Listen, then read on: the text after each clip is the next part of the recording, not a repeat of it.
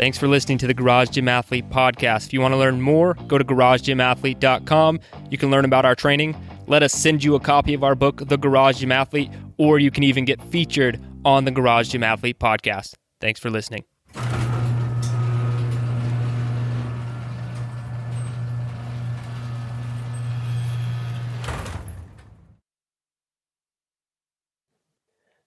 All right, ladies and gentlemen, welcome to the Garage Gym Athlete podcast. Jared Moon here with Donnie Morrow. How you doing, man?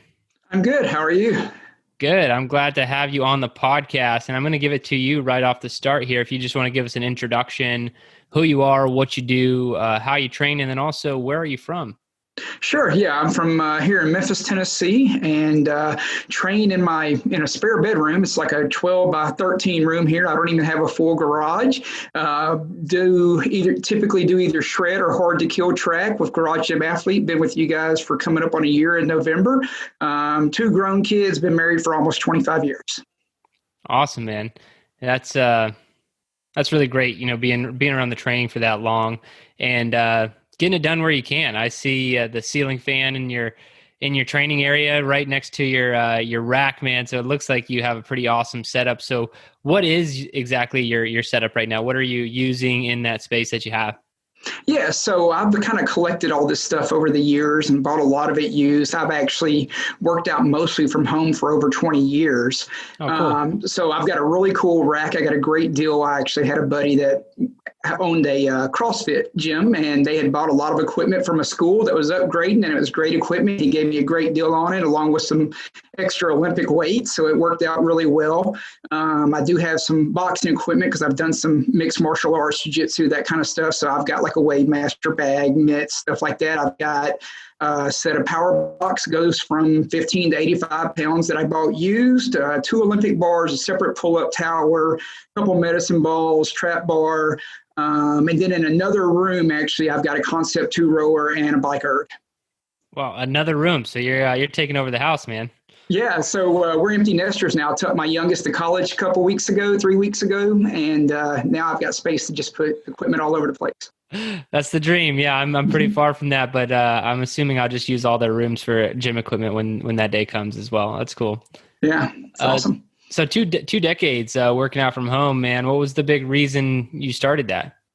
You know, I think originally it was both time and just the cost. I'm a veteran. When I got out of the Army back in the day, I've only been a member of a gym for a short time, but it was $80 or $100 a month. And then I went in, and at that time I was in the restaurant industry working 80 or 100 hours a week, if you know anything about running multiple restaurants. And it was kind of like try to stop and run in and get a workout and then run home and get a shower and spend an hour at home and eat and go back to work and that kind of stuff, which was just really annoying. And then especially if you had a program or something, you couldn't get on the equipment you wanted to get on. So I was like, this is just ridiculous. And in my mind, I said, for the $100 a month, it won't take me long, and I'll have a really nice gym set up. And I'm sure I've saved thousands of dollars and been able to work out from home for years ever since.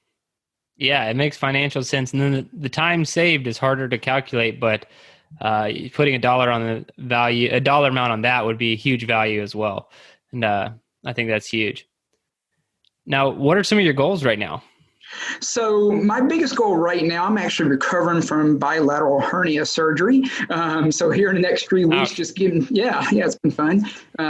Kill some comfort. Just want to get back in the gym and get started. And then my most immediate goal actually is to get my cholesterol lower. Probably not a goal that you get very often, but I'm 44. Love junk food as much as I try to stay on track and eat well. I will admit that is a weakness of mine. And I need to clean up the diet and keep the cholesterol in check. Probably a lame goal for a lot of people, but as you get up in age and you want to maintain what you've been doing for a long time, it's important. My dad had quadruple bypass when he was 49, so I don't want to go down that road. Yeah, no, that's a good goal. I mean, overall health, that's the ultimate goal for all of us, you know, so I think that's really, really admirable. So you've been with us for about a year. What were you doing before that? Program hopping way too much. No, followed a lot of Wendler stuff, 531, did that off and on, did jiu-jitsu and Krav Maga concurrently in addition to that. So I was really just trying to put a lot of stuff together for a lot of, my training career. I've kind of used martial arts as my conditioning, and then just did 5-3-1 or whatever to try to supplement that on the strength side and maintain that, and then maybe throw a run in every so often or something like that. And I would say that's probably been the biggest benefit I have found is just, even though I told myself I wasn't program hopping, I would. I look back on it, trying to stay with a program when you're working out by yourself in a 12 by 12 room for 3 months at a time, especially if you're a high D and get bored easy like I do anyway, that it's easy to program hop and not even realize what you're doing. Yeah. And you think that you're just changing your goal sometimes, but you're like, well, no, you didn't really even see that one through. I've definitely fallen prey to that in the past, and it's something that we all have to keep an eye on, but you've been so consistent. I mean, you've been working out at home for such a long time. Any tips for, not necessarily jumping to the best advice question, but tips for staying consistent for that long? Is there like a time of day, like a routine? Like, how do you make sure that you're always getting it in? I've always almost done it after work. It's kind of like, if I get home at 4 o'clock in the afternoon, now I do a lot of work from home, but when I get done with my work, the next thing on the agenda is workout. So that, and I've done it so long that it feels weird if I don't work out. Right. I'm in sales. It's almost like if I don't get up in the morning and prospect, then it feels really weird, even though most people in sales hate doing that. And working out is kind of the same thing. I always took the tack when I went in the Army like 17 days after I graduated high school. And, you would see the E8s and E7s running around and ones that were in really good shape. And everybody was kind of, they're like, man, he's 40 years old and he still runs a 12-minute 2 mile. I'm like, if you always do it, you can always do it. But if you gain 50 pounds and don't do anything for 10 years, it's going to be really hard to get it back. So I've always just taken the tack that I'd rather just stay there than have to fight back. So there you go. I think that's awesome. And because I see a lot of, it's really hit or miss with the military. Everyone I see when they leave the military, it's either they're so burnt out from being forced to PT that they don't do anything and gain a bunch of weight, or they're generally into fitness and they keep it going as like a lifelong activity like you have. So I think that it's good that you went that direction, and that's a really good mindset to have. Absolutely. And it's just cool to be able to not say do whatever you want to do, but I've never had a time in my life where somebody's like, hey, let's do this. And I was like, oh, I can't do that because I'm too out of shape. I was moving my son into college 3-4 weeks ago, and we had everything to go except for like his last little mini fridge, and it was upstairs. And I was like, I'm just taking it upstairs. My wife's like, you got a hernia, you're not taking it. I was like, yeah, I am. And I just picked, because it's going to be really awkward for us to try to all get a hand on this little mini fridge. And I'm just going to do it. I just put it on my shoulder and did it. And sometimes it's those little things in life. You're like, I'm glad I've maintained this lifestyle because I can do things like that when it matters. That may be a bad example, but to me, it's important to be able to maintain that. No, I think that's huge. I don't want to be the guy whose kids moving into college and I can't help them because I'm too out of shape. I don't want to go down that road. So I think that makes a lot of sense. So how do you like training at home?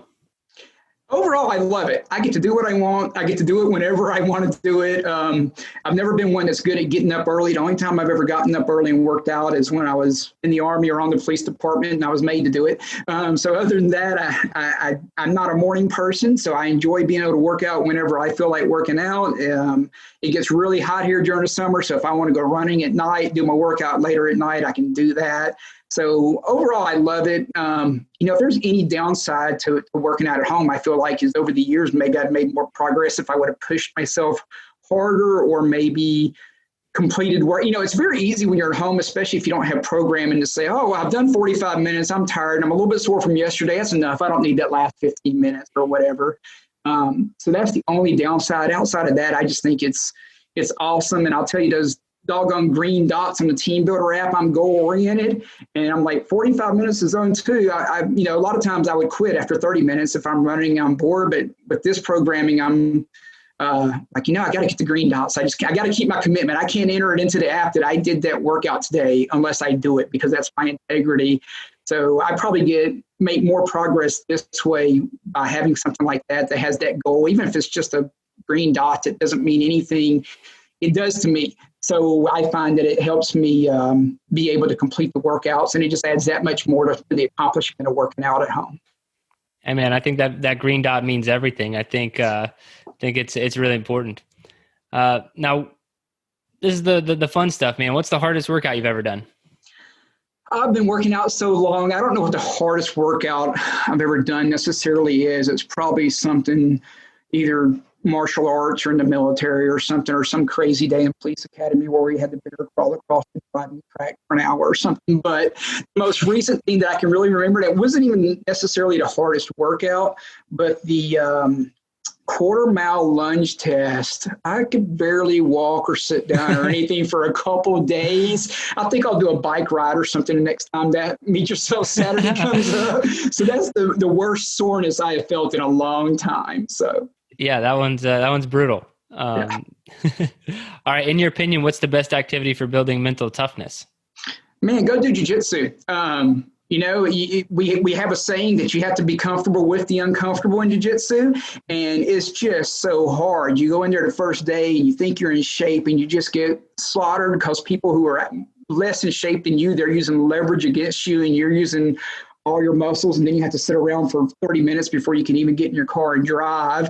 And of course you get better at that, but then even then it just takes so much patience. It's 10 years to get a black belt if you're lucky. Oftentimes they don't tell you when you're going to get promoted. You're thinking, oh, I'm getting good and I'm getting passed over. So just from both physical and patience and life aspects, I really think long-term jiu-jitsu is about the best thing to build mental toughness.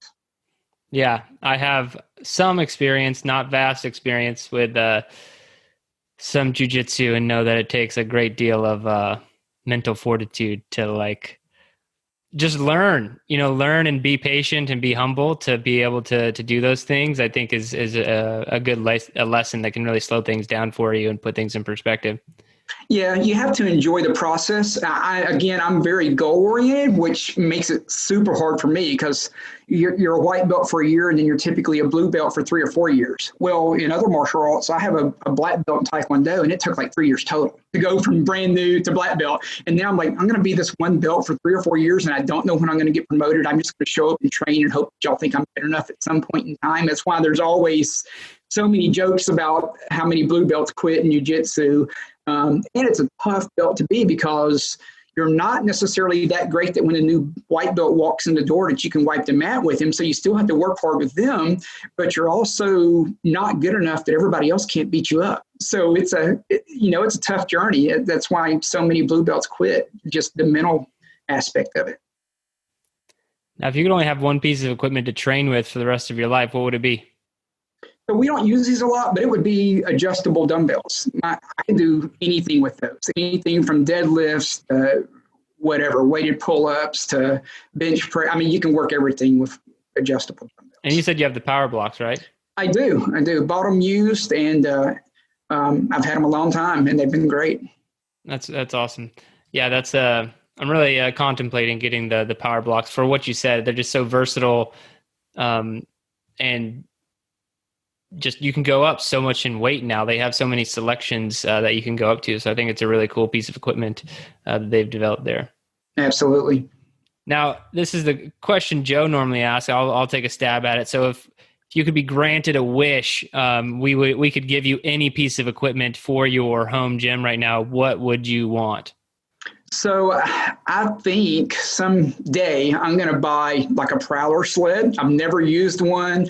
I've always read the stories, see people doing them, saying that it makes them puke or what have you. It seems to be some pretty cool conditioning, and you can also mix it up and do, kind of a strength workout or conditioning or whatever. And I don't know why I don't have one other than maybe just space. I'd have to kind of put it out in the garage, and the garage is already full and that kind of stuff. So maybe someday. I'm building a house on 2.8 acres here the next year, so maybe I'll get a sled after I get the new house.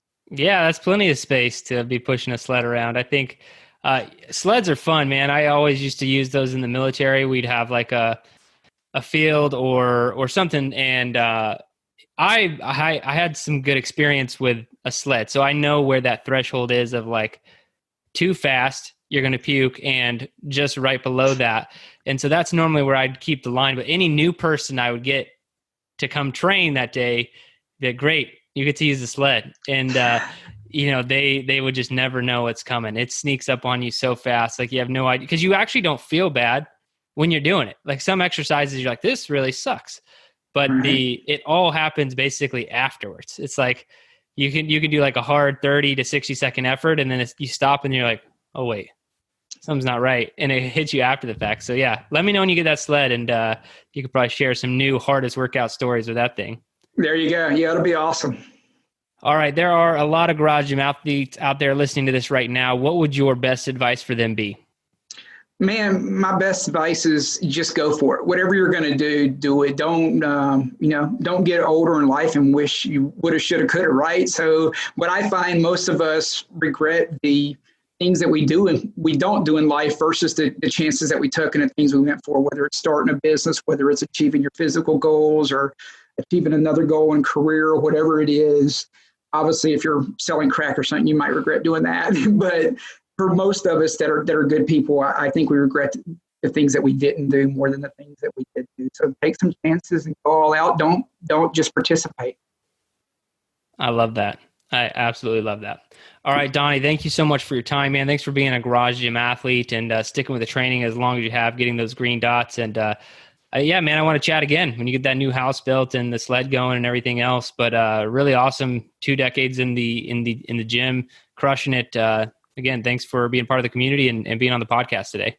Absolutely. I appreciate it. Have a good day. Thanks, man.